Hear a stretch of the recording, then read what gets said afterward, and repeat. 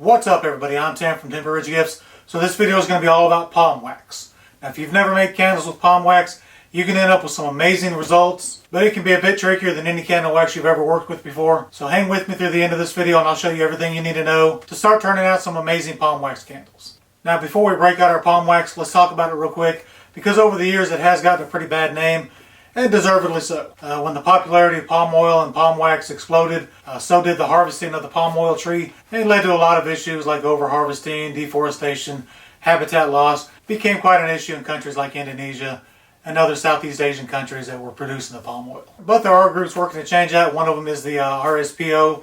That's the Round Table on Sustainable Palm Oil. Now you guys can Google it and learn a lot more than I'd be able to show you in a video. It's really as political as I want to get anyway on this channel. But just know that there is ethically sourced palm wax available to you. So if issues such as fair trade, ethical sourcing, and sustainable harvesting are important to you, just make sure you look for the RSPO certification on anything that you buy.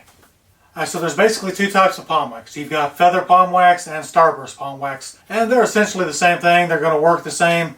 The only difference is the actual pattern that the crystallization forms when it cools. And you guys will see that in the finished product. But for now, let's go ahead and open up each one and start melting it while we set everything else up.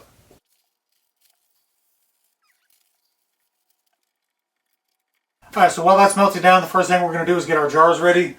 For these candles, we're just going to be using 16-ounce mason jars. Now the first difference when you're working with palm wax is it's a lot harder wax. So you're going to have to wick it a little bit differently than you're used to with all of your other vegetable-based waxes. Now because it's not sold by every company and it's not really used widely, it's not going to be covered in a lot of your wick guides. Now of course I always suggest testing your wicks to find the proper wick size for your wax and container combination. But as a general rule, if you are going to consult a wick guide, you're not going to find palm wax on there. But a little trick I like to use is to find the container size equivalent for soy wax and then go one size up. For example, for this particular container, the wick guide is going to tell you to use an Eco 10 for soy wax.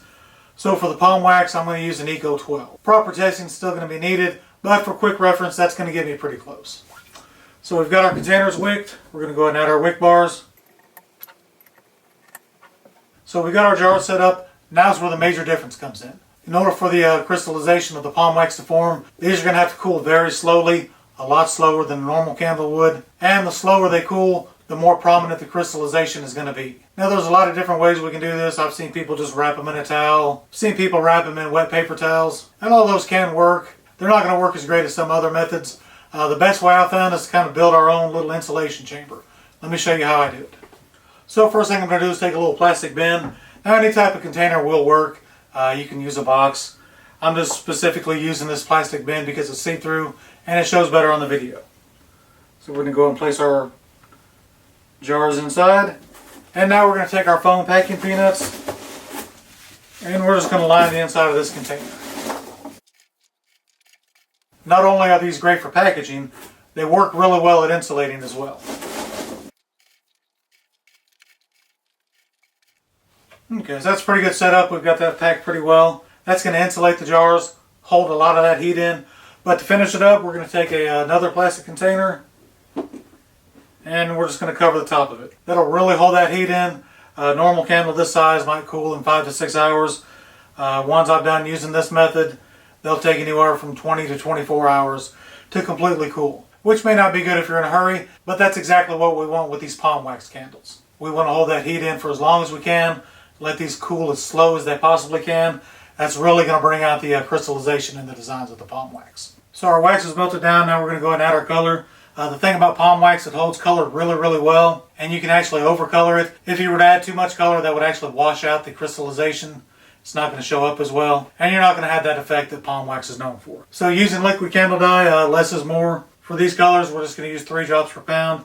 We're using Blue Sky from Lone Star Candle Supply for the Starburst palm wax. And for the feather palm wax, we're going to be using Plum Rose from Lone Star Candle Supply.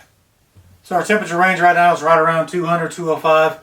I'll talk about that more in a second. Now it's time to add our fragrance oil. For the Starburst, we're going to be using Jack Frost from Sierra Candle Supply. If you've never smelled this, it smells great. It's almost like a really sharp peppermint and spearmint mixture. It's going to fit really well with that blue candle dye we used.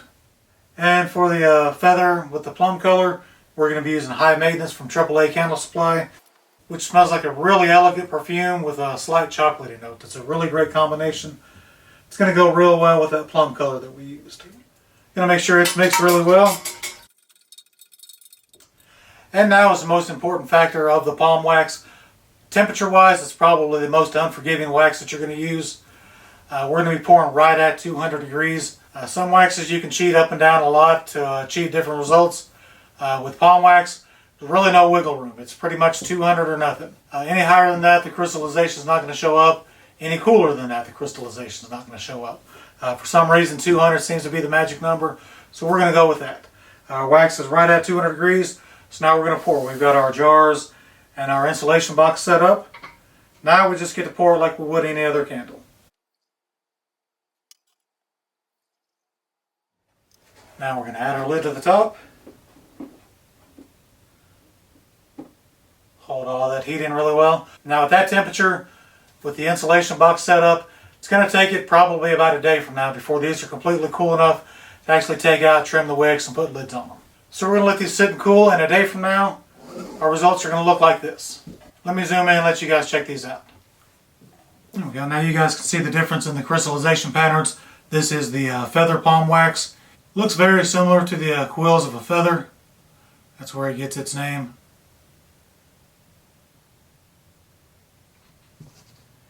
And in the blue is a starburst palm.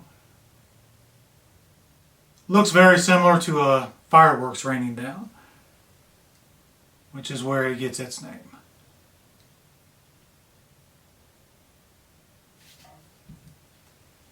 As you see, they turn out beautiful candles.